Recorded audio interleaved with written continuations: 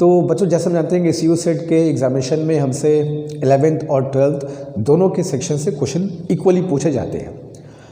अब काफ़ी बच्चों को इस बात को लेकर बहुत परेशानी है कि सर हम 11th 12th के पूरे सिलेबस को कंप्लीट कैसे करें। देखो, अगर हम ये चाहेंगे 3-4 महीने में हम एक नॉर्मल तरीके से पढ़ना शुरू करें जैसे कि हम पढ़ते हैं, तो फिर तो पॉसिबल नहीं कि पूरा कोर्स कंप्लीट कर सकें। तो डेफिनेटली हमारा तरीका वो डिफरेंट होना चाहिए ताकि हम इस 3-4 महीने में 11th 12th के पूरे सिलेबस को थॉरली अच्छे तरीके से कंप्लीट कर सकें।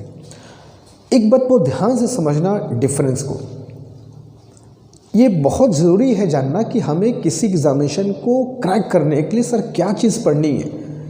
हमें 11th 12th के सिलेबस को क्या पूरा थॉरली पढ़ने की ज़रूरत है सर सी सेट एग्जामिनेशन को क्रैक करने के लिए? तो इसका आंसर होगा बिल्कुल नहीं, बिल्कुल नहीं। तुमको नहीं ज़रूरत है कि पूरे 11th 12th के सिलेबस को थॉरली हम कंप्लीट करें। हमें कोई जेई मेंस या फिर जेई एडवांस नीट के एग्जामिनेशन नहीं देना है। हमें ये प्रॉपर एक यूनिवर्सिटी एंट्रेंस टेस्ट है जो तुम्हारे बेसिक नॉलेज को टेस्ट करता है। और हमें अगर ये पता चल जाए कि सर हमको 11th 12th के सिलेबस को कैसे कंप्लीट करना है, तो फिर तुम्हें कोई दिक्कत नहीं। को बिलीव करो कि सी सेट एग्जामिनेशन में जैसा और जितना पूछता है 11th 12th के सिलेबस से 3-4 महीने बहुत आराम से उसको क्लियर किए जा सकते हैं, बशर्ते हमको पता हो क्या और कैसे। तो आज के इस वीडियो में तुमको बताता हूँ कि हमें 11th 12th के सिलेबस को कैसे मैनेज करना है और क्या पढ़ना है। ठीक है, तो अब जैसे हम बात, देखो मैं क्या करता हूँ कि मैं हमेशा किसी भी बच्चे की प्रॉब्लम सुनता हूँ तो उसका एक स्पेसिफिक सोल्यूशन बताता हूँ। देखो एक जनरल सोल्यूशन तो सबके पास है, भाई पढ़ो, लेकिन हर बच्चे की प्रॉब्लम अलग अलग होती है। किसी बच्चे की प्रॉब्लम को दूर करने के लिए उसके सबसे पहले स्पेसिफिक प्रॉब्लम को समझना ज़रूरी होता है। जैसे अभी मैं कैटेगराइज करता हूँ कि मेरे पास 2 बच्चे हैं, ठीक है। एक बच्चे हैं जो फ्रेशर है, मतलब वो 12th का एग्जामिनेशन अभी दे रहा है या 12th का एग्जामिनेशन बोर्ड्स का उसका होने वाला है, ठीक है। अब उसके लिए क्या तरीका होना चाहिए अपने प्रिपरेशन को अच्छे तरीके से करने का? 12th का बोर्ड्स भी है, 11th की चीज़ें भी हैं, आखिर क्या तरीका होना चाहिए? सुनो, अगर मान लो तुम एक फ्रेशर हो, अभी 12th में पढ़ रहे हो, तुमको बोर्ड्स का एग्ज़ाम देना है, उसके बाद फिर सी सेट भी तुमको देना है, तो तुम्हारे लिए क्या एक आइडियल तरीका होना चाहिए? तुम उस पर उसकी बात कर लेते हैं।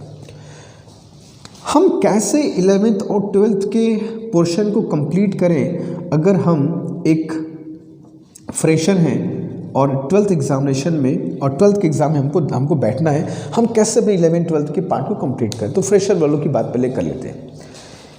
अगर तुम बोर्ड एग्जामिनेशन दे रहे हो, तुम स्टेट बोर्ड से हो, तुम्हारा बोर्ड एग्जामिनेशन होने वाला है, तुम सीबीएसई बोर्ड के हो, टर्म 1 टर्म 2 में तुम फंसे हुए हो अभी, तो तुम्हें 12th के सिलेबस को कोई भी परेशानी नहीं होगी। तुमने 12th के बोर्ड्स एग्जामिनेशन के लिए 12th के सिलेबस को जितना पढ़ रखा है, टर्म 1 में जो पढ़ रखा है जैसे पढ़ रखा है, टर्म 2 में जो पढ़ रहे हो जैसे पढ़ रहे हो, या फिर बोर्ड एग्जामिनेशन स्टेट बोर्ड से हो तुम जितना पढ़ रहे हो, तुम बिलीव करो तुमको उससे बाहर सी सेट बच्चों जाना ही नहीं है। तुम इस बात को समझो, बस वो चीज़ तुम अच्छे से करो जो तुम बोर्ड्स के लिए कर रहे हो, तुमसे सिर्फ वही पूछा जाएगा। ये यूनिवर्सिटी एंट्रेंस टेस्ट तुमसे सिर्फ वही मांगेगा। तो जो बच्चे फ्रेशर हैं उनके लिए 12th में कोई दिक्कत नहीं है। 12th के सिलेबस को जैसे पढ़ रहे हैं, उनका बोर्ड एग्जामिनेशन चल रहा है, जितना पढ़ रहे हैं टॉपिक्स को जैसे कंप्लीट करें, मोर देन सफिशिएंट है। ठीक है, बात समझ में आ रही है? तो 12th में कोई परेशानी नहीं है। तुम बोर्ड्स के लिए अच्छे से प्रिपेयर करो, बोर्ड्स का मार्क्स भी ज़रूरी है, बोर्ड्स के लिए अच्छे से प्रिपेयर करो, ये सोच करके कि हमको ज़्यादा से ज़्यादा मार्क्स लाना है और हमको चीज़ों को वेल प्रिपेयर्ड करना है। ठीक है, तुम्हारा दोनों काम हो जाएगा, तुम्हारा बोर्ड्स का काम भी हो जाएगा, तुम्हारा सी सेट का काम भी हो जाएगा। 12th के सिलेबस की बात किया जाता है। अब 11th का सिलेबस कैसे किया जाए सर? बोर्ड्स हमारे सामने हैं, हम 12th की बोर्ड्स की प्रिपरेशन करें या फिर 11th की प्रिपरेशन करें, या फिर हमारा बोर्ड्स का एग्जामिनेशन जब ख़त्म हो जाए तो हम 11th की प्रिपरेशन करें? देखो, मैं इसका चॉइस तुम्हारे ऊपर छोड़ूंगा। अगर तुम कर सकते हो, अगर तुमने 12th के बोर्ड्स के साथ कर सकते हो तो 1 घंटे 2 घंटे 11th के सिलेबस को शुरू कर दो पढ़ना, ठीक है, 12th के साथ साथ। अगर नहीं कर सकते हो, क्या बोर्ड एग्जामिनेशन में बहुत कुछ तुमको पढ़ना बाकी है, अभी तुम्हारा बोर्ड एग्जामिनेशन के लिए अच्छे से प्रिपरेशन 12th का नहीं हुआ है, तो प्रेशर लेने की ज़रूरत नहीं है। होल्ड कर दो 11th का, अभी 12th के बोर्ड्स के लिए पढ़ो, एग्जामिनेशन ख़त्म हो जाएगा, कुछ वक्त हमको मिलेगा, वी कैन डू दैट। ठीक है। या फिर जो हम लोग अपने चैनल पे जो लेक्चर्स देख रहे हैं सिर्फ उतना ही देखते चलो, एग्जामिनेशन ख़त्म होने के बाद 11 पे आ जाना, ठीक है। तो ये मैं चॉइस छोड़ता हूँ तुम्हारे ऊपर, क्योंकि मैं पहले ही को हर बच्चे का अपना तरीका होता है, अपनी कंडीशन अपनी सिचुएशन डिफरेंट होती है। हम एक जनरल सोल्यूशन तुमको बता सकते हैं, स्पेसिफिक के लिए मुझको समझना होगा भाई तुम्हारे साथ प्रॉब्लम क्या है, ठीक है। तो बात समझ के हम जो लेक्चर्स चैनल पर अपलोड करते हैं हम लोग देखते हैं, दैट इज़ सफिशिएंट। अगर तुम 1-2 घंटे निकाल सकते हो it is more than sufficient, ठीक है। बाकी का प्रिपरेशन हम लोग जब हमारा बोर्ड एग्जामिनेशन खत्म हो जाए कि 11th की बात हम कर सकते हैं। अब उस वक्त क्या करना होगा, हम कैसे 11th का प्रिपरेशन करेंगे सर? तो देखो तुमको 2-3 बात यहाँ ध्यान रखनी होगी। सबसे पहले एक बात ध्यान रखना कि CU सेट के एग्जामिनेशन में 40% जो क्वेश्चन आएंगे वो सीधे फॉर्मूला बेस्ड होंगे, एकदम एग्जैक्ट फॉर्मूला बेस्ड होंगे। जो भी फॉर्मूले वाले सब्जेक्ट्स हैं, चैप्टर्स फिजिक्स है, केमिस्ट्री में फिजिकल केमिस्ट्री है, मैथमेटिक्स है, फॉर्मूले हैं, ढेर सारे फॉर्मूले हैं। इन फॉर्मूले को पहले प्रिपेयर करो, कुछ मत पढ़ो मेरे भाई, बस फॉर्मूले को ये अच्छे से कंप्लीट करो। 40% क्वेश्चन फॉर्मूला बेस्ड आने वाले हैं, मान के चलो।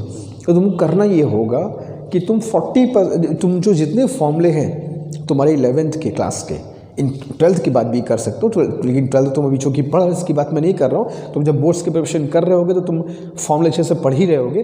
अभी 11th की बात करता हूँ। तो इन फॉर्मूले को अच्छे से पहले कंप्लीट करो, सिर्फ और सिर्फ फॉर्मूले चैप्टर वाइज, फिजिक्स में, फिजिकल केमिस्ट्री में और मैथमेटिक्स में। कैसे करोगे? एक सेपरेट कॉपी बनाओ जिसमें हर 2 दिन में तुमको 2 days इन 1 चैप्टर, तुमको हर 2 दिन में एक चैप्टर कंप्लीट करना है, सिर्फ फॉर्मूला, फिजिक्स का भी, केमिस्ट्री का भी और मैथमेटिक्स का भी। हर 2 दिन में तुमको एक चैप्टर के फॉर्मूले पूरे लिख लेने, अच्छे से लिखो, प्रिपेयर करो, एक बढ़िया सा तुम्हारा मटेरियल बन जाएगा, अंत आते आते तुमको बहुत हेल्प करेगा, ठीक है। प्लस दूसरा चीज़ क्या करेंगे हम लोग? दूसरा चीज़ NCERT के हम लोग एग्जाम्पल्स कर सकते हैं, ठीक है। एक्सरसाइज नहीं, ज़रूरत ही नहीं है यार, एकदम ज़रूरत ही नहीं है। मैं जो पढ़ा रहा हूँ क्वेश्चंस मोर देन सफिशिएंट है। उसके अलावा करना चाहते हो NCERT एग्जाम्पल्स देख लो, एग्जाम्पल से प्रिपरेशन करो, एक दो एग्जाम्पल हर चैप्टर के देखते चलो, तुम्हारा काम हो जाएगा, ठीक है। हाँ, अगर NCERT के अलावा और कोई बुक है उस बुक को भी देख सकते हो, वहाँ से भी तुम हेल्प ले सकते हो, दैट इज़ सफिशिएंट, ठीक है। इसके बाद तुमको जो कॉन्सेप्ट मैं पढ़ा रहा हूँ, ठीक है, मैं जो कॉन्सेप्ट पढ़ा रहा हूँ वही लेवल तुमको लेके चलना है। तुमको सारे टॉपिक्स पढ़ने हैं मगर बहुत डीप में नहीं, बस तुमको सरफेस देखना है कि क्या होता है और सर कितना बता रहे हैं, हमें कैसे करें। बस तुमको ये देखना है कि जो बेसिक कॉन्सेप्ट्स हैं वो हमारे क्लियर हो जाए, बहुत डीप में हमको जाने की ज़रूरत नहीं है, ठीक है। बेसिक कॉन्सेप्ट क्लियर कर लो, बस वहीं से क्वेश्चन आएंगे। अगर बायो के हो, अगर कोई बायो के बच्चे हैं तो बायो कैसे कंप्लीट करेगा? बायो के लिए तो तुमको टोटल NCERT अच्छे से पढ़ डालनी है, ठीक है। अगर तुम बायो के स्टूडेंट हो और तुमको बायो तुम्हारा सब्जेक्ट है, फॉर्मूले की बातें यहाँ पे करेंगे नहीं, NCERT अच्छे से तुम प्रिपेयर कर लेते हो, उसके टॉपिक्स के अंदर जो चीज़ें हैं, जो फैक्ट्स हैं, फैक्ट्स बेस्ड क्वेश्चन बहुत आते हैं, छोटे छोटे कॉन्सेप्ट बेस्ड क्वेश्चन बहुत आते हैं।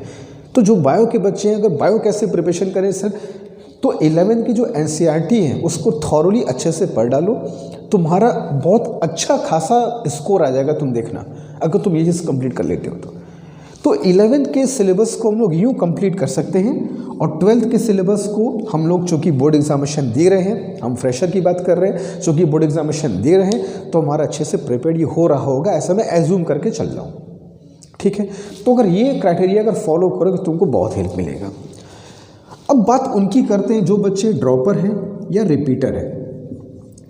अब जो बच्चे ड्रॉपर और रिपीटर होते हैं उनके साथ कई सारी समस्याएं होती हैं। सिर्फ एग्जामिनेशन क्वालिफाई करना बात नहीं होता है, उनके सामने बहुत सारी समस्याएं होती हैं और बेचारे परेशान बहुत ज़्यादा होते हैं, ठीक है। सबसे पहले अब इनके तो कोई बोर्ड एग्जामिनेशन जैसी सुविधा नहीं है, ठीक है।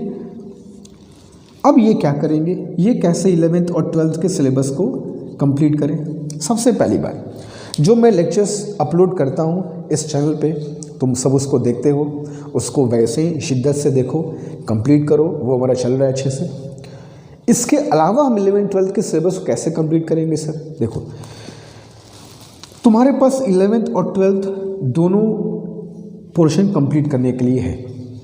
हो सकता है तुम में से कोई ड्रॉपर या रिपीटर ऐसा भी होगा जो कहीं से ग्रेजुएशन कर भी रहा होगा, लेकिन फिर से एक बार CUSET एग्जामिनेशन देना चाहता है अच्छे कॉलेजेस के लिए। ऐसे बच्चे होते हैं, अब मुझको पता है ऐसे बच्चे हैं भी। ठीक है, कैसे करेंगे सर? तुमको करना वही है जो जहाँ तुमको मैंने बताया, 11th के सिलेबस और 12th के सिलेबस को दोनों को एक जैसे कंप्लीट करके चलना है। तुमको दोनों के सिलेबस के लिए 11th-12th के लिए तुमको अच्छे से पहले तुमको सारे चैप्टर के फॉर्मूला, चाहे वो 11th का पार्ट है चाहे वो 12th का पार्ट है, तुमको सारे चैप्टर के सारे कॉन्सेप्ट के सारे टॉपिक के फॉर्मूले को अच्छे से पहले कंप्लीट करना होगा। एक बार थॉरली सारे फॉर्मूले को एक जगह सबमिट करके लिख लो कि हम एग्जामिनेशन के पहले देखना है ये फॉर्मूले तुम्हारे बहुत हेल्प कर रहे हैं। तुमको पहले का 40% क्वेश्चन तुम्हारे से फॉर्मूले बेस्ड होंगे, तुमको पहले काम ये करना होगा। ठीक है, दूसरी बात, तुमको प्रैक्टिस करने के लिए मैंने फिर कहा एग्जाम्पल्स तुमको देखने होंगे, और एग्जाम्पल्स तुमको हर चैप्टर के 11th के जितने भी चैप्टर्स हैं हर चैप्टर के एग्जाम्पल्स तुमको, या फिर 12th के जितने भी चैप्टर्स हैं उन सारे चैप्टर्स के एग्जाम्पल्स अगर हम NCERT के देख लेते हैं तो हमारा बहुत हेल्प होगा। ठीक है, या अगर तुम्हारे पास कोई और बुक है, SCOR में अगर बुक है, बहुत अच्छी बुक है, अगर तुम चाहो तो वहाँ से भी ऑब्जेक्टिव क्वेश्चन देख सकते हो, एग्जाम्पल से देख सकते हो, तुम्हारे लिए बहुत हेल्पफुल होगा ये। ठीक है, उसके बाद क्या करेंगे? उसके बाद हमें जो भी हम लोग पढ़ रहे हैं, जो भी टॉपिक्स है, उसके बहुत डिटेल में हमको नहीं जाना है, सिर्फ बेसिक कॉन्सेप्ट्स हमको ध्यान रखने हैं। जो भी टॉपिक्स हमारे लिए हैं 11th के 12th के, उनके हमको बेसिक कॉन्सेप्ट्स को बस प्रिपेयर करना है। बहुत डीप में जाने की ज़रूरत है और न हमारे पास उतना वक्त है। ठीक है, अगर मेन बात उसकी ज़रूरत ही नहीं है यार, वक्त होगा तो रात में जग करके भी कर लेंगे अगर ज़रूरत पड़ेगी तो, ऐसा नहीं है। मेन बात है कि हमको उसकी आवश्यकता ही नहीं है। तो मेन बात यह कि हमारे लिए जो चीज़ ज़रूरी है उसकी हम लोग पहले उस पर पहले फोकस करते हैं, उसकी बात हम लोग करते हैं।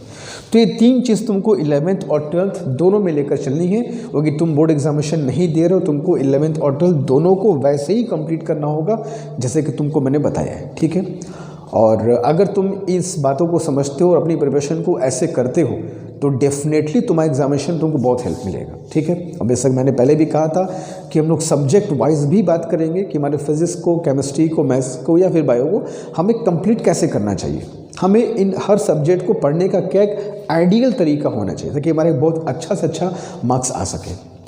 तो उम्मीद करता हूँ कि तुमको इससे बहुत हेल्प मिली होगी, कम से कम आइडिया मिला होगा कि हमको 11th-12th के सिलेबस को कैसे लेकर के चलना है। ठीक है, इस बातों को ध्यान देना और हमको इन्हीं बातों को लेकर के चलना है, इससे बाहर कुछ नहीं जाना है। ठीक है, तो जल्दी मैं एक वीडियो लाऊंगा जहां तुमको सब्जेक्ट वाइज बताऊंगा कि हर सब्जेक्ट वाइज हमको कैसे प्रिपरेशन करना चाहिए।